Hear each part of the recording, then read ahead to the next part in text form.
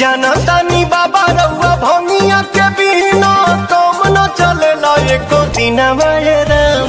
तनी का ख्याल करी सेवा करके अपन हो चढ़ल बाटे सावन के महीना राम। रुको भौजी ये लोग के समझावा तनी हो झूठो की भी